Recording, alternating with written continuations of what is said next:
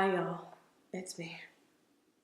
Today is another story time. If you're someone that's new here, I've had a lot of ridiculous things happen to me in a short period of time, and I want to catch all of you up on all of that. So there's a playlist down below. Recap. On my 25th birthday, I was robbed. I had $2,100 taken from my bank account by, allegedly, my own dad. At this point in the story, I have absolutely no idea what happened, but I still have to go to Playlist Live because I already had tickets to go. So.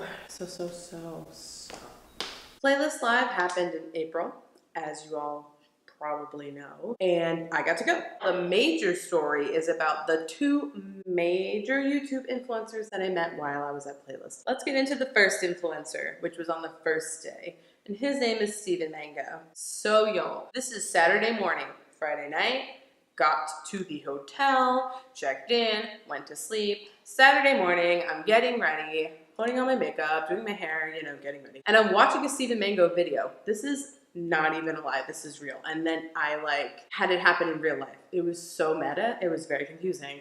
But so I was watching him in the morning because I love him. He's a great YouTuber. And then I go to Playlist. There will be a bunch of panels that you can attend. So me and Andrew decided we were gonna go to all of them. And in one of them, who did I see from across the room? Steven, is that you? He was there, sitting in a chair before the panel began. And I was there, sitting in another chair before the panel began. And I'm looking at Andrew, and I didn't see anybody. I mean, we saw nobody major until that point. And I was like, Andrew, me and him look at each other, like, what do we do? Do I go say hi? I should probably say hi. He's small enough that maybe he hasn't met anybody here yet. And I would feel stupid if I said the wrong thing, but also I would feel stupid if I didn't do it. So maybe I should. But then I kind of have this feeling about celebrity culture that you shouldn't interrupt their day. But then when you go to an event that it's supposed to be, all these thoughts are going through my head. And as the title goes, I actually go and talk to him. He is known in the drama community for being mean. His Twitter feed is all just other people ripping him apart. And so I don't know what to expect because obviously we don't know what these people are like in their real lives. But I went for it. And the first thing I said to him was, so I see that you get a lot of hate online and a lot of it is unwarranted. And I just wanted to say that because it seems like the internet likes to attack some of the same people. And the reasons are not always just. And I feel that that's happening to you and you're being vilified for somewhat minor things. In my opinion, don't come for me, drama community, help. And he says, girl, I wish that I could have just recorded you saying that. And so we start talking, we get into a big conversation. Andrew is sitting way around the corner. So I go to grab Andrew because they're sitting on opposite sides of the room. And I'm like, hold on, let me go get my fiance at the time. I go and I get Andrew. And on the way, just like a random tidbit, okay? On the way, I see Martin Lewis. We make direct eye contact. He's like, ooh, maybe someone recognized me. And I did recognize him, but I wasn't going to talk to him. And I was in the middle of walking as I approached him, and I just didn't know what to really do in that moment. Last minute, we're maybe this far away from each other, literally next to each other. But Andrew is sitting on the chair right behind where he's standing. So I just walk up, and I'm just swerve. Hey, Andrew, let's go over to where Steven is. And so I felt so bad, but I also happened so fast. So if you're watching this, Martin Lewis, for any reason, I'm sorry. I did recognize you. You did have a fan at Playlist, at least a minor fan. So then we walk back to Steven. And at this point, someone else was talking to him, just some other girl. And we had a group of around 5 people, and we all were chit-chatting. And can I just say, he is the shadiest bitch I've ever met. Just kidding, bitch, I love you. He's fucking great. He's great. Can I just say he's great? We had a great conversation. The panel ended, and I said, are you here by yourself? And he's like, yeah, actually I am here by myself. And I was like, you don't have anyone to hang out with while you're here? And he was like, no, I was just planning on doing my own thing and meeting people as I go. And I was like, well, do you want to have dinner with us? Because at this point, it was around 6 p.m.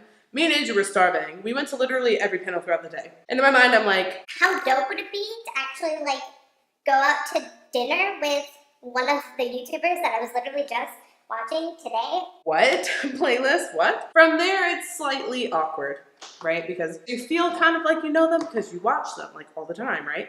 But then you don't know them because in real life, they're obviously not the same as they are on their channel. We got some food. We sat down and we were just talking. And girl, he spilled some tea to your girl, like a lot of tea. But guess what? Y'all don't get to hear any of that tea. Sorry, I'm not that kind of girl. But just know, like, we were strangers, right? Had only met each other that day. And we were talking to each other like we were best friends. Poor Andrew could not get in 2 words because we were just chit-chatting back and forth the whole time. Just, he says something, I say something, he has something, I have something. Personal stories, talking about another influencer, and then what can I contribute? And we get into, we were best friends. Now we're best friends. And I text him all the time. I should text him right now. We're not on a DM level anymore. We're on a text level. Anyway, so we were talking, and one of the things that I did want to discuss that we were discussing was he handed me his phone, like his personal cell phone. And he was like, refresh this. And I see that it's his Twitter mentions.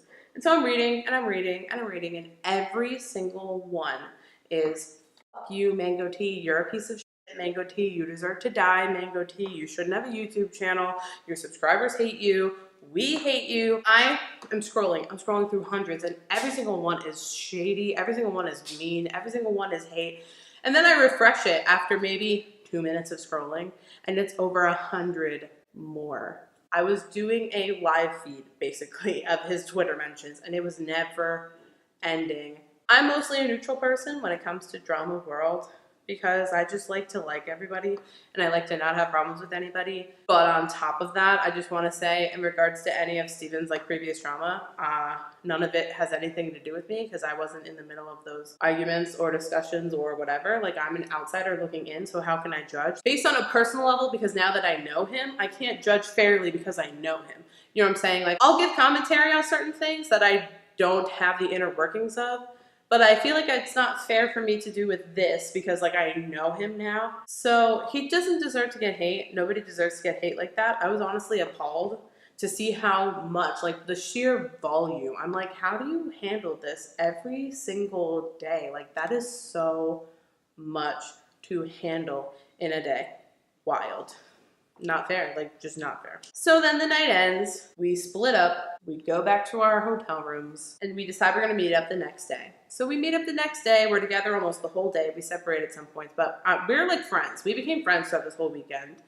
And then just the cherry on top of the entire weekend is that at the very end of the day on Sunday, a very special influencer decided to make an appearance, and I almost lost my shit.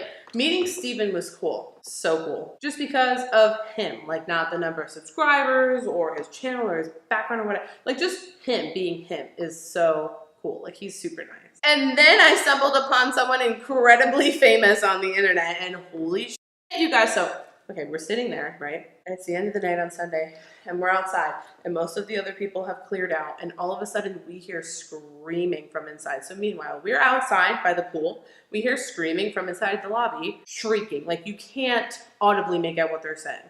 Straight up screaming. And we all just look at each other. The people around us are confused. All of a sudden, the back doors bust open at the seams, basically. And out runs a girl, really long, straight blonde hair, black beanie, black sunglasses, out, crop top, tiniest little body, tight as hell jeans, bolting, and she's surrounded by a group of people that seem like they're her friends, and then just a huge group of fans, huge. And we watch them run in. She stops at the gate. She's trying to get open the gate. Me and Andrew and Steven are holding our breath. Is she gonna make it? Is she gonna be run over by the stampede of people? Oh my God, she finally rips it open. Her and her little entourage run through. The crowd chases her around. She finally whips around back, and we're all sitting there that's Tana. That has to be Tana. There's no way that's not Tana. She's right there. We see her. Blonde hair, beanie, sunglasses, same vibe. And I know vibes, right? I know vibes. I'm a psychic, so. The vibes were, that's Tana, that's Amari, that's her group of friends. The crowd is chasing her, so it has to be her. She loops around the pool, comes back around. We finally get up and we get a better look, and it's Tana Mojo. And of course, we were on it. We're chasing her down.